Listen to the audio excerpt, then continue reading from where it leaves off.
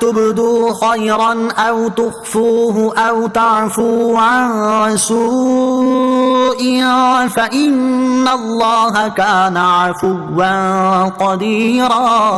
ترجمہ: اگر تم کوئی بھلائی اعلانیہ کرو یا چھپ کر یا کسی کی برائی سے درگزر کرو تو بے شک اللہ معاف کرنے والا قدرت والا ہے۔ ان تبدوا خیرا، اگر تم کوئی بھلائی اعلانیہ کرو، ارشاد فرمایا کہ اگر تم کوئی نیک کام اعلانیہ کرو یا چھپ کر یا کسی کی برائی سے درگزر کرو تو یہ افضل ہے، کیونکہ اللہ تعالیٰ سزا دینے پر ہر طرح سے قادر ہونے کے باوجود اپنے بندوں کے گناہوں سے درگزر کرتا اور انہیں معاف فرماتا ہے۔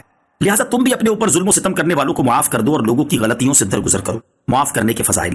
اس آیت سے معلوم ہوا کہ ظالم سے بدلہ لینا اگرچہ جائز ہے، لیکن ظالم سے بدلہ لینے پر قادر ہونے کے باوجود اس کے ظلم پر صبر کرنا اور اسے معاف کر دینا بہتر اور اجر و ثواب کا باعث ہے۔ اسی چیز کے بارے میں ایک اور مقام پر اللہ تعالیٰ ارشاد فرماتا ہے: وَإِنْ عَاقَبْتُمْ فَعَاقِبُوا بِمِثْلِ مَا عُوقِبْتُمْ بِهِ وَلَئِنْ صَبَرْتُمْ لَهُوَ خَيْرٌ لِلصَّابِرِينَ۔ ترجمہ: اور اگر تم کسی کو سزا دینے لگو تو ایسی ہی سزا دو جیسی تمہیں تکلیف پہنچائی گئی ہو، اور اگر تم صبر کرو تو بے شک صبر والوں کے لیے صبر سب سے بہتر ہے۔ اور ارشاد فرمایا: وَلَمَنْ صَبَرَ وَغَفَرَ إِنَّ ذَلِكَ لَمِنْ عَزْمِ الْأُمُورِ۔ ترجمہ: اور بے شک جس نے صبر کیا اور معاف کر دیا تو یہ ضرور ہمت والے کاموں میں سے ہے۔ اور ارشاد فرمایا: وَجَزَاءُ سَيِّئَةٍ سَيِّئَةٌ مِثْلُهَا فَمَنْ عَفَا وَأَصْلَحَ فَأَجْرُهُ عَلَى اللَّهِ إِنَّهُ لَا يُحِبُّ الظَّالِمِينَ۔ ترجمہ: اور برائی کا بدلہ اس کے برابر برائی ہے، تو جس نے معاف کیا اور کام سنوارا تو اس کا اجر اللہ کے ذمہ کرم پر ہے، بے شک وہ ظالموں کو پسند نہیں کرتا۔ اور ارشاد فرمایا: وَلْيَعْفُوا وَلْيَصْفَحُوا أَلَا تُحِبُّونَ أَن يَغْفِرَ اللَّهُ لَكُمْ وَاللَّهُ غَفُورٌ رَحِيمٌ۔ ترجمہ: اور انہیں چاہیے کہ معاف کر دیں اور درگزر کریں، کیا تم اس بات کو پسند نہیں کرتے کہ اللہ تمہاری بخشش فرما دے؟ اور اللہ بخشنے والا مہربان ہے۔ حضرت عبداللہ بن مسعود رضی اللہ تعالیٰ عنہ سے روایت ہے، نبی کریم صلی اللہ تعالیٰ علیہ وسلم نے ارشاد فرمایا: بے شک اللہ تعالیٰ درگزر فرمانے والا ہے اور درگزر کرنے کو پسند فرماتا ہے۔ حضرت ابو ہریرہ رضی اللہ تعالیٰ عنہ سے روایت ہے، حضور پر نور صلی اللہ تعالیٰ علیہ وسلم نے ارشاد فرمایا: حضرت موسیٰ علیہ السلام نے عرض کی، اے میرے رب، تیرے بندوں میں سے کون تیری بارگاہ میں زیادہ عزت والا ہے؟ اللہ تعالیٰ نے ارشاد فرمایا: وہ بندہ جو بدلہ لینے پر قادر ہونے کے باوجود معاف کر دے۔ مخلوق خدا پر شفقت کے فضائل۔ اس آیت سے یہ بھی معلوم ہوا کہ مخلوق خدا پر شفقت اور رحم کرنا اللہ عز و جل کو بہت محبوب ہے۔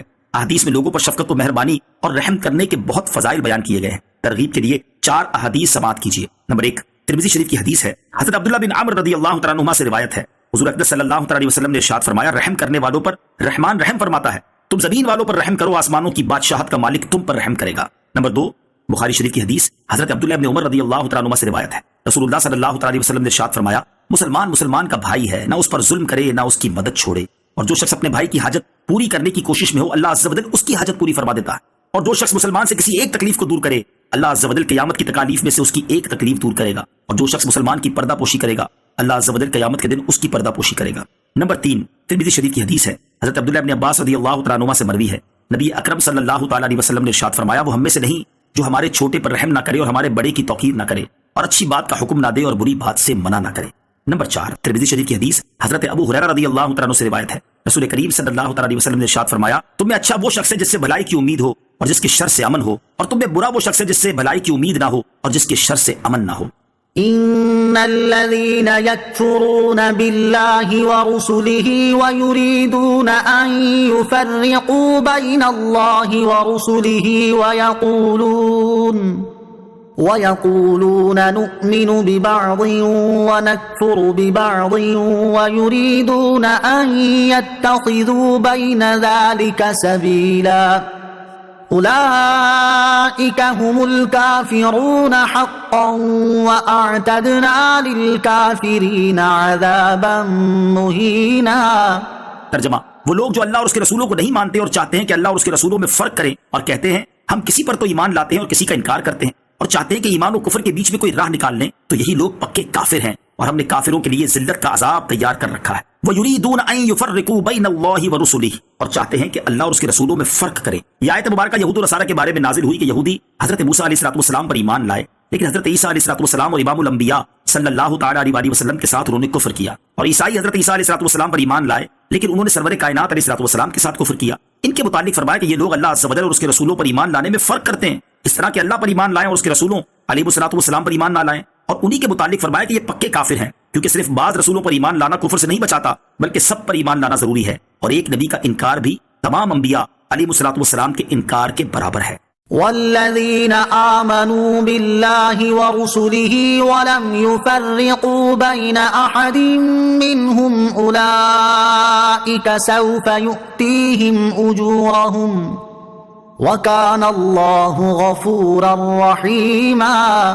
ترجمہ، اور وہ جو اللہ اور اس کے سب رسولوں پر ایمان لائے اور ان میں سے کسی پر ایمان لانے میں فرق نہ کرے تو ان قریب اللہ انہیں ان کے اجر عطا فرمائے گا، اور اللہ بخشنے والا مہربان ہے۔ والذین آمنوا باللہ ورسلہ، اور وہ جو اللہ اور اس کے سب رسولوں پر ایمان لائے، یہاں آیت میں ایمان والوں سے اجر و ثواب کا وعدہ فرمایا گیا ہے، اور اس میں کبیرہ گناہوں کا مرتکب بھی داخل ہے، کیونکہ وہ اللہ عز و جل اور اس کے سب رسولوں پر ایمان رکھتا ہے۔ کبیرہ گناہ کرنے والا کافر نہیں۔ معتزلہ فرقے والے کبیرہ گناہ کرنے والوں کے لیے ہمیشہ کے عذاب جہنم کا عقیدہ رکھتے ہیں۔ اس آیت سے ان کے اس عقیدے کا بطلان یعنی غلط ہونا ثابت ہو گیا۔ ایک اور مقام پر اللہ تعالیٰ ارشاد فرماتا ہے وَإِن طَائِفَتَانِ مِنَ الْمُؤْمِنِينَ اقْتَتَلُوا، ترجمہ، اور اگر مسلمانوں کے دو گروہ آپس میں لڑ پڑیں۔ اس سے بھی معلوم ہوا کہ کبیرہ گناہ کا ارتکاب کفر نہیں، کیونکہ جنگ و جدال گناہ ہے، لیکن دونوں گروہوں کو مومن فرمایا گیا۔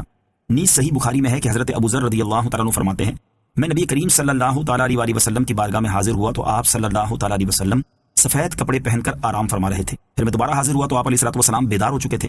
چنانچہ آپ صلی اللہ تعالیٰ علیہ وسلم نے ارشاد فرمایا جو بندہ یوں کہے کہ اللہ تعالیٰ کے سوا کوئی معبود نہیں اور اسی وعدے پر اس کا انتقال ہو جائے تو وہ جنت میں داخل ہوا۔ میں نے عرض کی خواہ اس نے زنا یا چوری کی؟ ارشاد فرمایا خواہ اس نے زنا یا چوری کی۔ میں نے پھر عرض کی اگرچہ وہ زنا یا چوری کرے؟ ارشاد فرمایا اگرچہ وہ زنا یا چوری کرے۔ میں نے پھر عرض کی خواہ اس نے زنا یا چوری کی؟ ارشاد فرمایا خواہ اس نے زنا یا چوری کی، خواہ ابو ذر کی ناک خاک آلود ہو جائے۔ اور حضرت انس رضی اللہ تعالیٰ عنہ سے روایت ہے حضور اقدس صلی اللہ تعالیٰ علیہ وسلم نے ارشاد فرمایا میری شفاعت میری امت کے ان لوگوں کے لیے ہے جو کبیرہ گناہوں کے مرتکب ہوں۔ ان احادیث سے بھی معلوم ہوا کہ کبیرہ گناہ کرنے والا کافر نہیں، کیونکہ کافر نہ تو کبھی جنت میں جائے گا اور نہ ہی سید المرسلین صلی اللہ تعالیٰ علیہ وسلم اس کی شفاعت فرمائیں گے، بلکہ جنت میں صرف مسلمان جائیں گے، اور تاجدار رسالت صلی اللہ تعالیٰ علیہ وسلم کی شفاعت بھی صرف مسلمانوں کو نصیب ہوگی، اگرچہ وہ کبیرہ گناہوں کے مرتکب ہوں۔ یاد رہے کہ اہل سنت کا اجماع ہے کہ مومن کسی گناہ کی وجہ سے کافر نہیں ہوتا۔ چنانچہ شرح عقائد نصفیہ میں ہے نبی اکرم صلی اللہ تعالیٰ علیہ وسلم کے زمانے سے لے کر آج تک امت کا اس بات پر اجماع ہے کہ اہل قبلہ میں سے جو شخص بغیر توبہ کے مر گیا تو اس کی نماز جنازہ پڑھی جائے گی اور اس کے لیے دعا و استغفار بھی کی جائے گی، اگرچہ اس کا گناہ کبیرہ کا مرتکب ہونا معلوم ہو۔ حالانکہ اس بات پر پہلی امت کا اتفاق ہے کہ مومن کے علاوہ کسی اور کے لیے نماز جنازہ اور دعا و استغفار جائز نہیں۔ شرح فقہ اکبر میں ہے ہم خارجیوں کی طرح کسی گناہ کے ارتکاب کی وجہ سے کسی مسلمان کی تکفیر نہیں کریں گے، اگرچہ وہ گناہ کبیرہ ہو، البتہ اگر وہ کسی ایسے گناہ کو حلال جانے جس کی حرمت قطعی دلیل سے ثابت ہو تو وہ کافر ہے۔ اور ہم معتزلہ کی طرح کسی کبیرہ گناہ کرنے والے سے ایمان کا وصف ساقط نہیں کریں گے اور کبیرہ گناہ کرنے والے کو حقیقی مومن کہیں گے، کیونکہ اہل سنت و جماعت کے نزدیک ایمان دل سے تصدیق کرنے اور زبان سے اقرار کرنے کا نام ہے، جبکہ عمل کا تعلق کمال ایمان سے ہے۔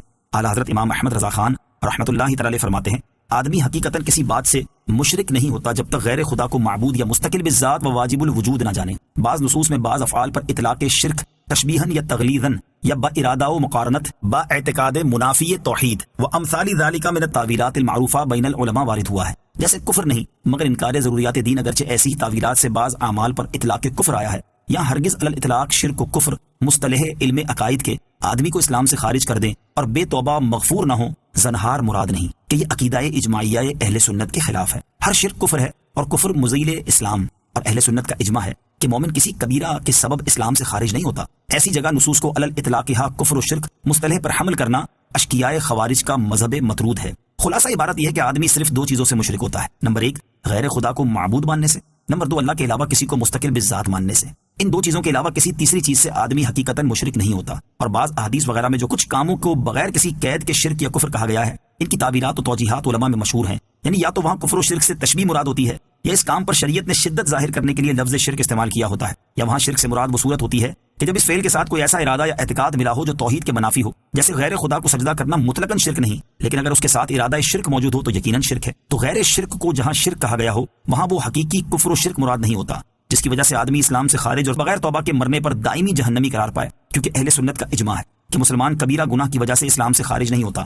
قرآن و حدیث کی مذکورہ بالا قسم کی تصریحات کو ہماری بیان کردہ تفصیل کے ملحوظ رکھے بغیر حقیقی کفر و شرک قرار دینا خارجیوں کا مردود مذہب ہے۔